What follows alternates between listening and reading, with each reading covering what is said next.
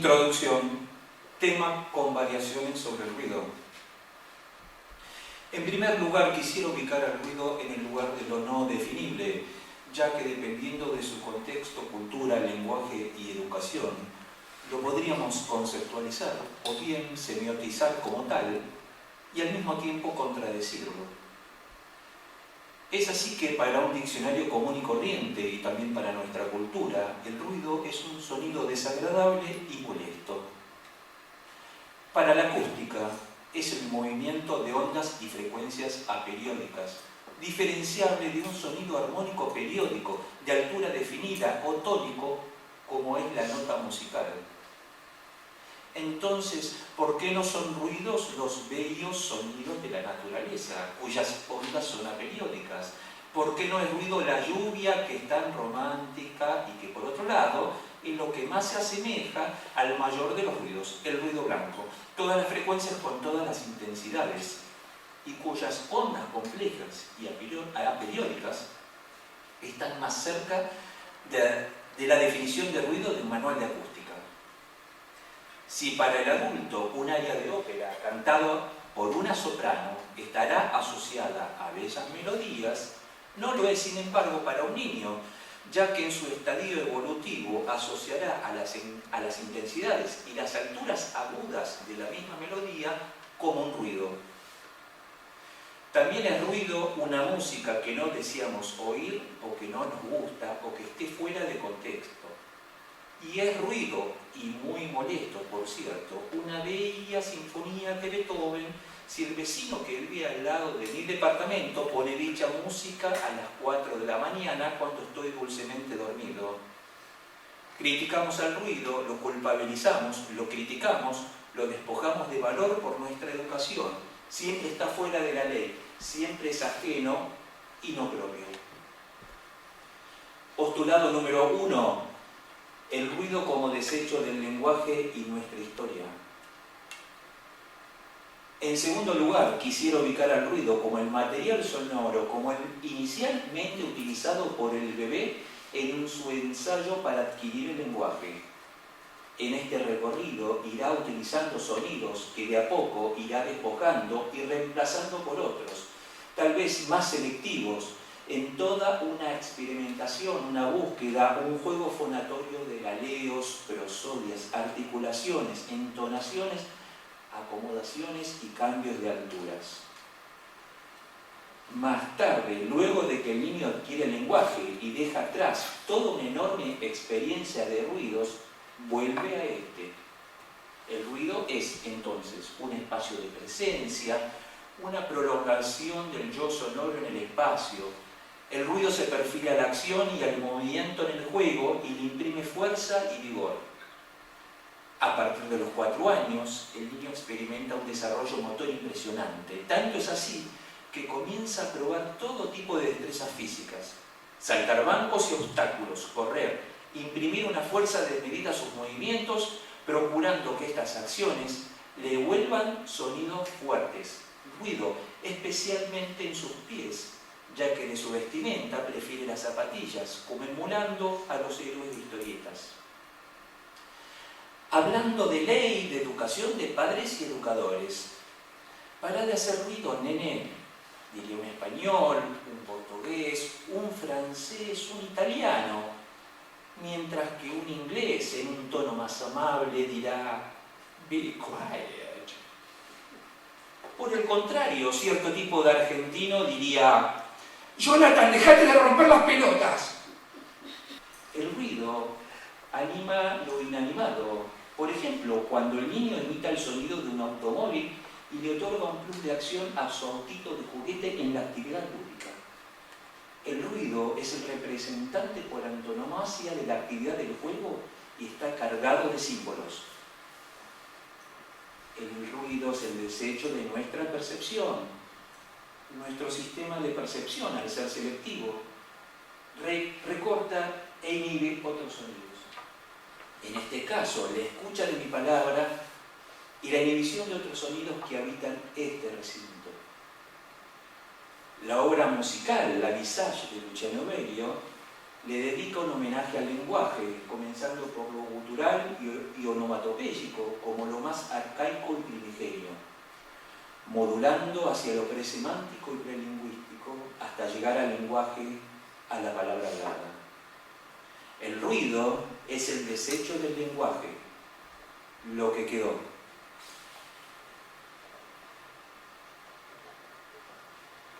Trabajo práctico sonoro musical número 1. A continuación, ejemplificaré cómo ciertos verbos y palabras en inglés evocan e imitan acciones de ruido, enmascarándolas en el lenguaje. To crunch, to crunch, to crunch. Crujir, como comer papas fritas. To fish, como el uvasal, burbujear.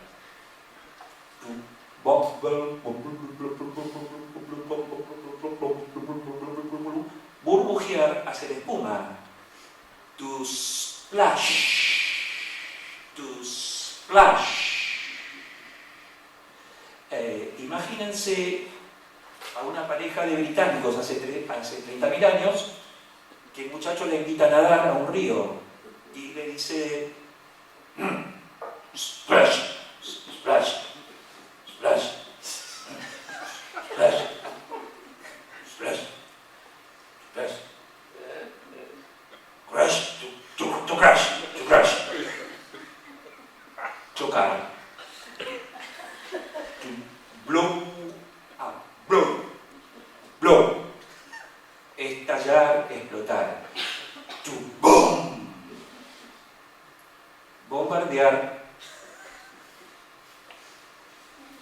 to no,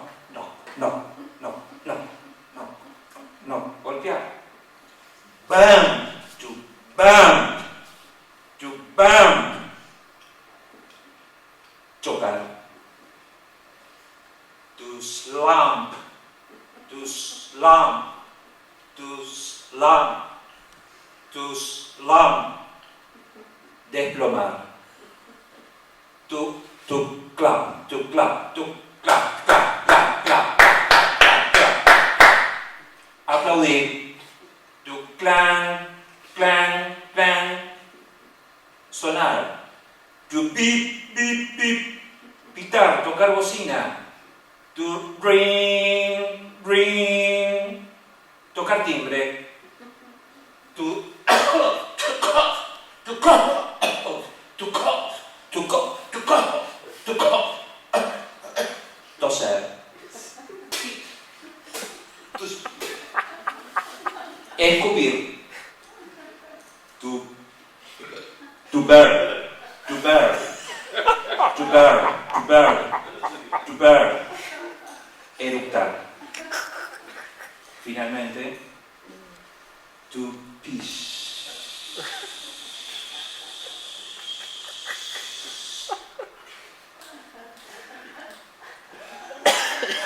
Orinar.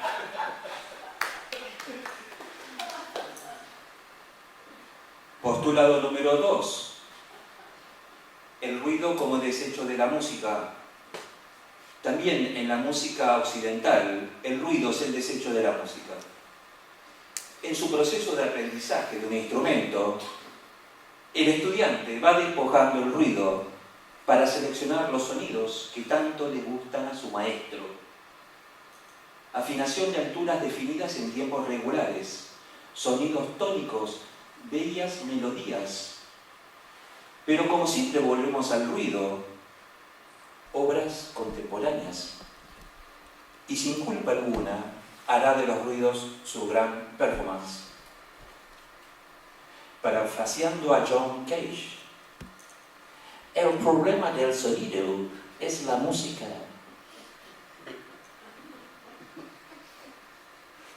El ruido forma parte de nosotros, por más que querramos librarnos de él.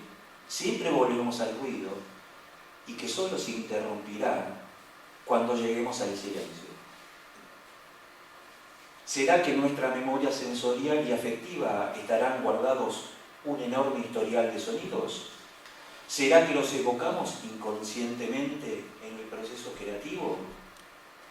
Definitivamente conforman una huella, un vestigio primigenio de nuestro psiquismo y de nuestra historia sonora. Del mismo modo, cuando se construye un instrumento, se irán desechando trocitos de madera, viruta, acerrín, que darán forma a dicha escultura sonora. Y a su vez se gestaron a través de la manipulación de herramientas de lutería y que por carácter transitivo produjeron ruidos. El ruido aparece homenajeado en muchas obras musicales, en su mayoría clásicas y de todas las estéticas, ya sea metafóricamente, programáticamente, o bien como músicas que evocan o emulan al ruido. Como ejemplos podría citar More Than Idle Chatter de Polanski, que quiere decir algo así como más que una charla, un parloteo. Different Trains de Steve Reich, la cantata de Eolo y Pan de Johann Sebastian Bach. Sinfonía Fantástica de Héctor Berlioz. Concierto para piano número 20 en re menor de Wolfgang Amadeus Mozart. El Oro del Rin de Richard Wagner. La Mer de Claude Debussy.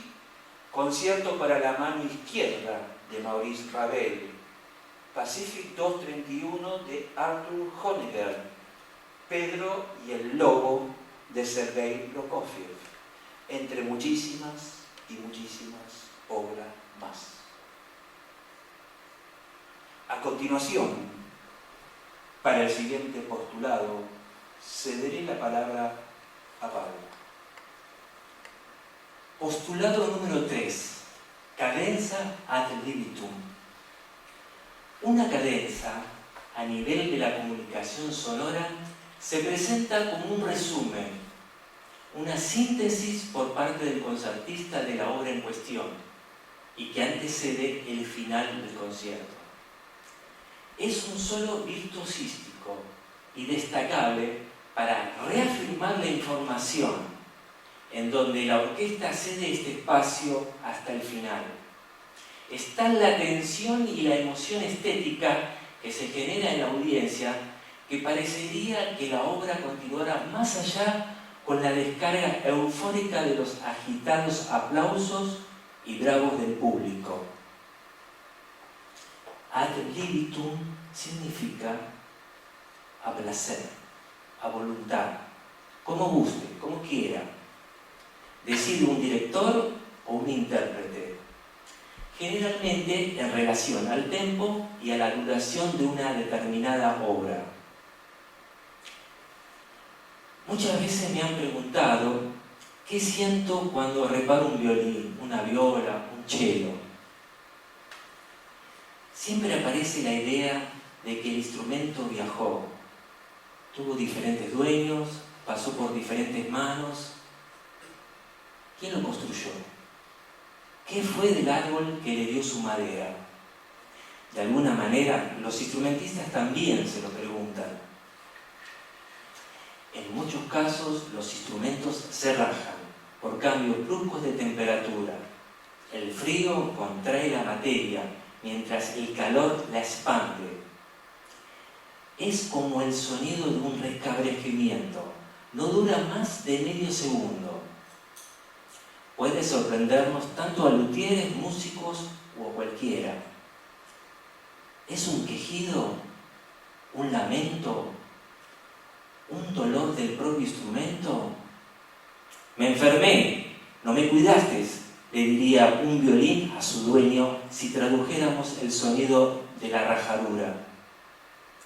Así, por ejemplo, cuando reparo un violín, tengo la sensación de que si abro su tapa, se van a escapar los sonidos. Como si el violín haya guardado los sonidos de su historia, de forma resumida como una cadenza, material sonoro que se volatiliza como la única e irrepetible escucha. O bien como una cajita de música que al abrir su tapa, por única vez emite, interpreta esta cadenza. Del mismo modo, pienso que es como una voluntad del instrumento de haber querido guardar sus sonidos. De hecho, cuando abrimos la tapa armónica, definitivamente se cae un pequeño cilindro de madera, paradójicamente llamado alma. ¿Esperan sus sonidos? También, si retiramos las cuerdas y que por su tensión sostiene su puente, este se cae y el alma también cae. Curiosamente, un puente que nos une o nos traslada por una línea muy fina a un umbral, a otro lado. Una vez reparado el instrumento, puesto a punto, renace, vuelve a ser tocado. Tal vez 50 años más tarde el instrumento tenga que ser reparado nuevamente. Y otro luthier, cuando yo ya no habite más este mundo, se haga la misma pregunta. Definitivamente creeríamos en algo así como en el revivir del propio instrumento. Así todo, ¿cuántos años más soportará un violín los embates del tiempo, la torsión de sus materiales, el desgaste de la madera por la manipulación del intérprete? El instrumento, cuando lo decida, ad libitum, dejará de existir y proclamará su propia muerte. Los violines y chelos de grandes autores como Stradivari, Guarneri y otros tantos ya cumplieron 350 años. ¿Cuántos años más vivirán? Trabajo práctico número 2. A continuación, Pablo le brindará una breve charla de lutería. Les quiero contar un poco cómo es el violín por dentro y por fuera. Quizás más por dentro que no lo conocen. Se utilizan 3 tipos de madera para construir un violín: el pino abeto, el arce y el ébano. Con el pino abeto hacemos la tapa del instrumento. El corazón es la pieza fundamental del instrumento. El pino abeto es la madera donde el sonido corre con mayor velocidad. Es la madera ideal. Esto los luthieres ya lo conocían, los luthieres antiguos, por experiencia y por pruebas. Hoy, con mayor tecnología y con instrumentos de precisión, se puede comprobar esta cualidad que tiene el pino abeto. Además, con el pino abeto hacemos la cadena, o también llamada barra de bajos. Es la responsable de ecualizar los bajos del instrumento, le da cuerpo. También se hace con el pino abeto el alma. Esta pequeña varilla cilíndrica de pino abeto que va entre la tapa y el fondo. Con el arce hacemos el fondo del instrumento. La parte posterior. El arce es una madera dura y pesada, a diferencia del pino, que es una madera blanda y liviana. Cumple una función complementaria con la tapa. También de arce se hacen las fajas. Acá vemos unas fajas de viola. Y con el arce también se hace el mango y el puente. Y con el ébano hacemos la tastiera o diapasón, que es la madera que está por debajo de las cuerdas. Acá les muestro una tastiera de chelo. También con el ébano se hacen las clavijas, el cordal y la mentonera.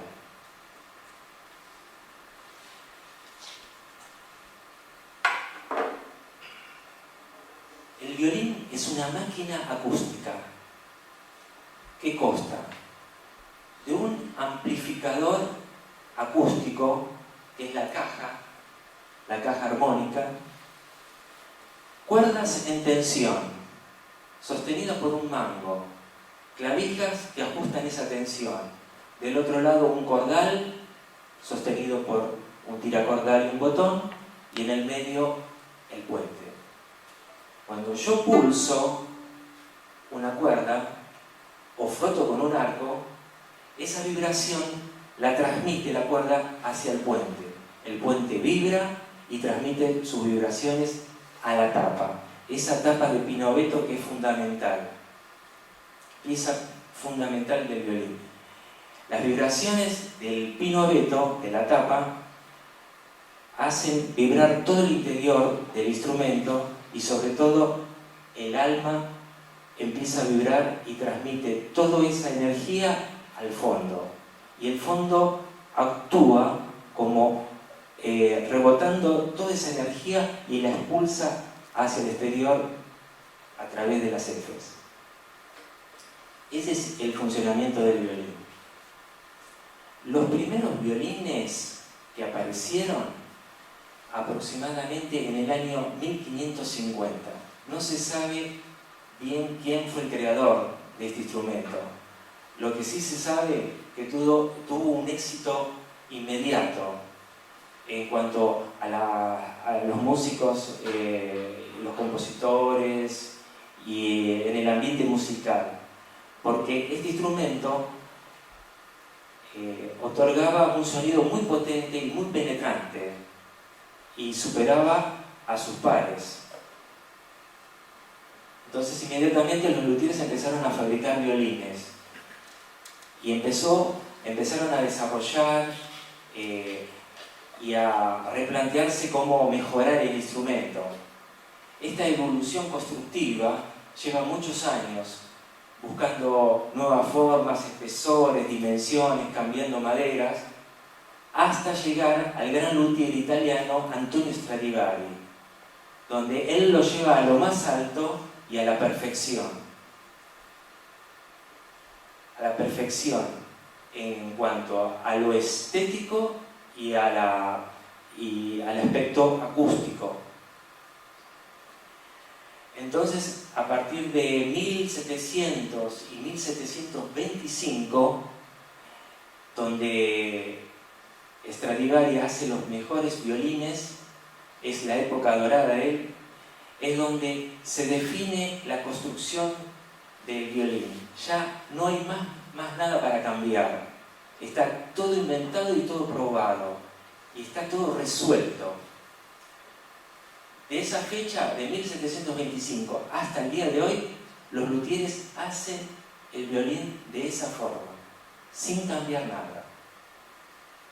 Cambiar quizás una medida de Stradivari, del modelo Stradivari, sería como cambiar una nota de una obra de Bach. Sería un error. Para los luthiers, Stradivari es nuestro referente, es el que marcó nuestro camino. ¿Cómo hacer un buen violín? Yo paso muchas horas en mi taller trabajando, construyendo instrumentos, y lo hago con mucho cariño y con muchas ganas. Y tengo la satisfacción doble de que si lo cuidan bien mi instrumento, vivirá 300 o 400 años. Y yo sé que el instrumento no va a ser un instrumento obsoleto, sino todo lo contrario.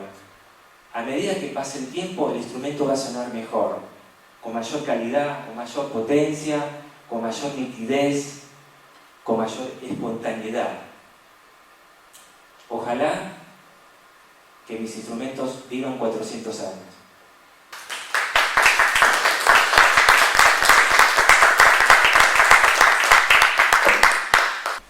Trabajo práctico sonoro musical número 3. En este trabajo práctico escucharán poéticas sonoras provenientes de la historia sonora musical del instrumentista y la historia sonora musical del instrumento en su proceso de gestación, como así también el proceso de reparación de un instrumento.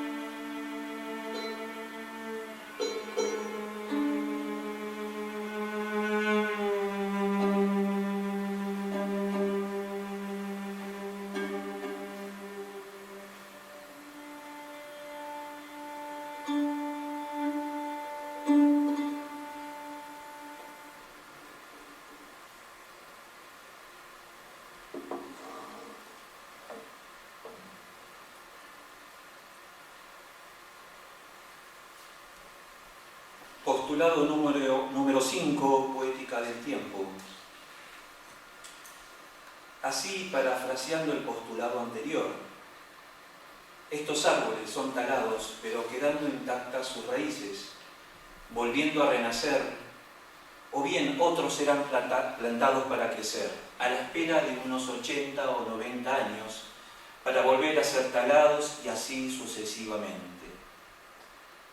80, 90 años, coincidentemente con nuestra expectativa de vida. ¿Cumplirá 350 años un árbol como un Stradivarius? Tal vez el ciclo de la vida y la naturaleza lo podamos demostrar científicamente desde la física, pulsando una simple nota. Una nota musical tiene una forma a la que llamamos forma del sonido y se compone básicamente de un ataque de un cuerpo y de una extinción. El ataque es brusco, confuso, como el llanto de un bebé al nacer, buscando respirar en un mundo luminoso y hostil al que recién ha llegado. El cuerpo es la zona más estable de la nota. Sus armónicos son equilibrados, maduros, vitales y resplandecientes. Otorgan entidad a la nota, ya que la reconocemos como tal. La extinción tiene que ver con el declive, la decadencia. Los armónicos se van apagando, extinguiendo, como órganos vitales hacia la entropía. Quisiera añadir una poética del viento. El viento al que multisensorialmente escuchamos y sentimos de forma termotáctil, pero que al mismo tiempo no lo vemos e ignoramos cuál es su fuente, nunca para de soplar. Alguien dijo, viejo es el viento, pero todavía sopla. El viento, aire en movimiento, es un medio elástico por el que se propaga el sonido. ¿Será que también guarda y cuida de todos los sonidos de todos los tiempos?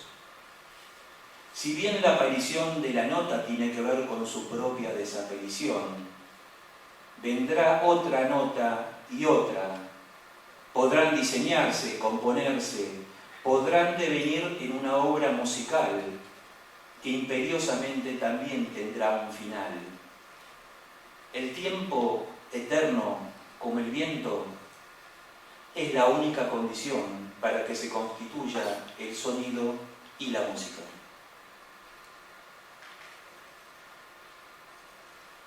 Trabajo práctico sonoro musical número 4, Finale.